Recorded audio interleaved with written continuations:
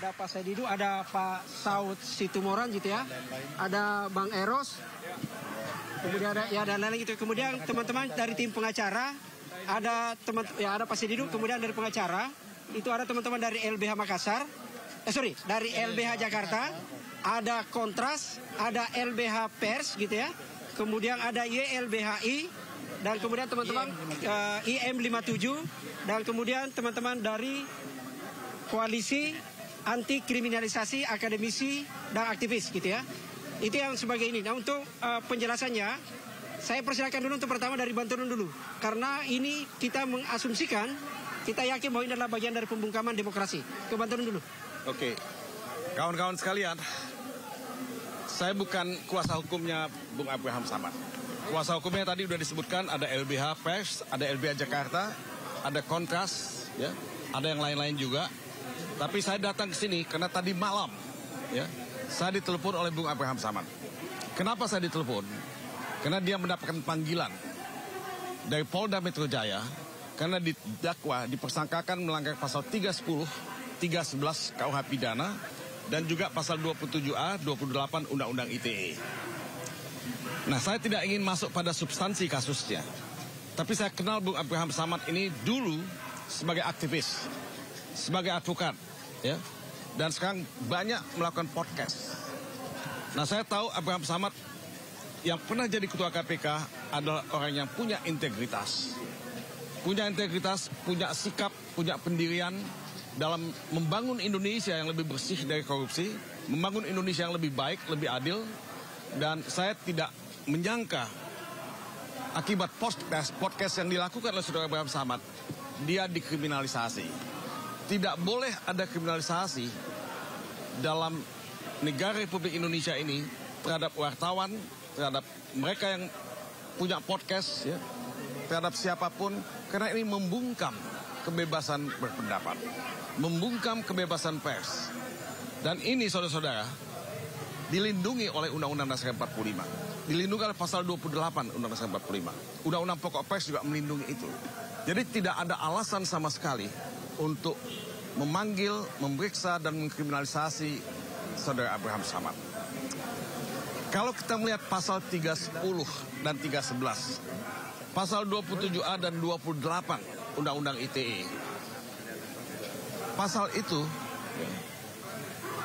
tidak bisa dipakai. Karena di mana-mana pasal penghinaan atau pencemaran nama baik itu sudah dihapuskan. Hanya di negara yang otoriter atau punya tendensi untuk menjadi negara otoriter, pencemaran nama baik, penghinaan itu dikriminalisasi. Saya tidak mengatakan tidak mungkin ada pencemaran atau penghinaan. Mungkin saja, tapi bukan dikriminalisasi. Gugat saja secara perdata. Di negara lain, gugatan perdata itu dimungkinkan untuk pencemaran nama baik atau penghinaan. Tapi mengkriminalisasi seorang Abraham Samad, mantan ketua KPK aktivis yang selama ini dikenal punya integritas, itu adalah langkah, ya, setback, ya, yang paling luar biasa dalam kehidupan hukum kita. Saya katakan tadi melanggar atau membungkam kebebasan pers.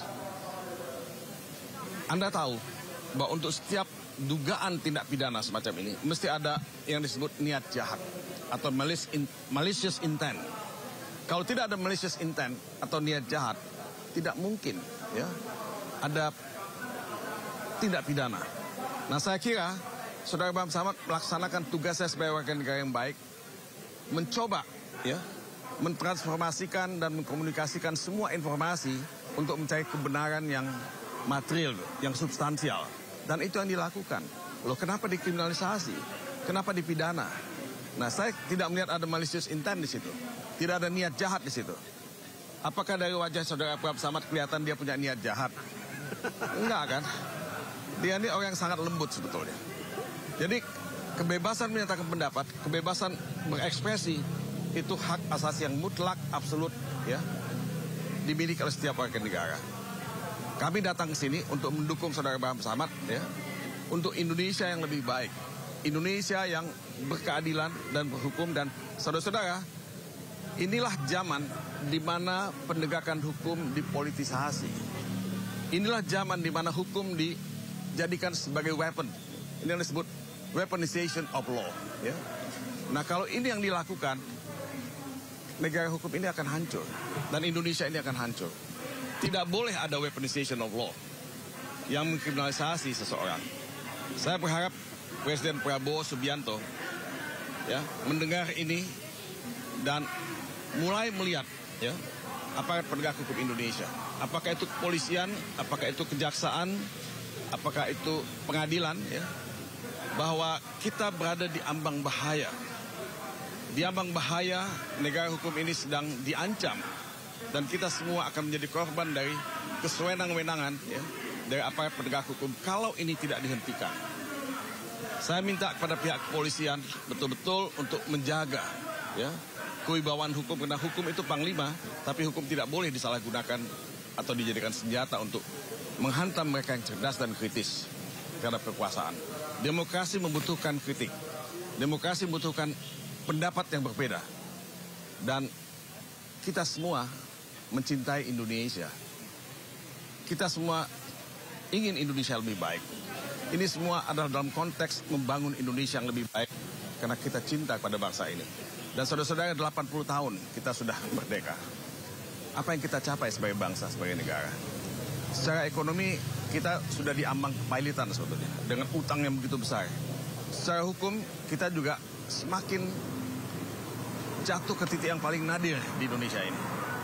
Nah, apakah kita masih punya harapan? Saya tidak mengatakan untuk pesimis, tidak. Tapi kita berada di ambang kehancuran kalau kita tidak sama-sama ya mengembalikan wibawa hukum itu. Pertanahan Negara Nusron Wahid minta maaf.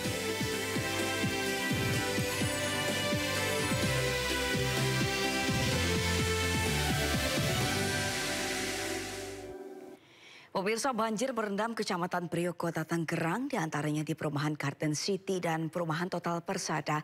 Selain merendam permukiman, banjir juga memutus akses jalan utama. Warga yang hendak beraktivitas pagi tadi diangkut menggunakan perahu oleh petugas BPBD Kota Tangerang. Banjir yang melanda sejak malam memutus akses jalan utama. Banjir yang merendam Jalan Alamanda, Kecamatan Priok, disebabkan oleh intensitas hujan yang tinggi dan kali leduk yang meluap. Tidak hanya memutus akses jalan, banjir juga merendam ratusan rumah di perumahan Garden City dan perumahan Total Persada dengan ketinggian air berkisar antara setengah meter hingga 1,5 meter.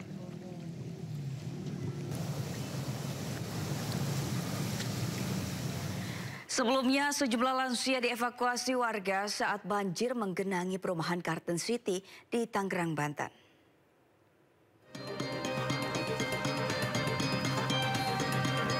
Petugas BPBD Kota Tangerang mengevakuasi warga, terutama para lansia, di perumahan Garden City, Priok, Kota Tangerang. Banjir di kawasan ini terjadi karena kali leduk sudah tidak sanggup menahan debit air yang terus bertambah, sementara intensitas hujan masih tinggi. Untuk sementara, warga yang terdampak banjir mengungsi di sejumlah posko, salah satunya di Posyandu. Karena apa ya, Pak? Kalau penyebab pastinya sih belum tahu, cuma yang pasti kalau tadi lihat debit airnya udah lewat dari tanggul. Itu ketinggian? Jadi kemungkinan udah luber air kali ya. Untuk ketinggian sendiri paling tinggi berapa, Pak? Di 22. Kalau yang di Jalan Dimasak. Banjir juga memaksa warga perumahan Kampung Bulak di Tangerang Selatan mengungsi ke tempat yang lebih tinggi. Data dari BPBD Tangerang Selatan, terdapat 8 titik terendam banjir dengan ketinggian air bervariasi. Selain merendam perumahan, banjir juga merendam Jalan Setiabudi hingga tidak bisa dilintasi kendaraan. Dari Tangerang, Banten, tim iNews melaporkan. Akibat hujan deras yang mengguyur kota Jakarta Selasa siang hingga sore mengakibatkan banjir di sejumlah titik.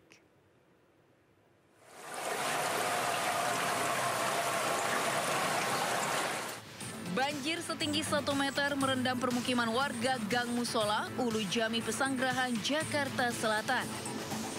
Banjir di lokasi ini merendam sedikitnya 8 RT. Warga yang hendak pulang ke rumahnya usai bekerja harus berjibaku menerobos banjir.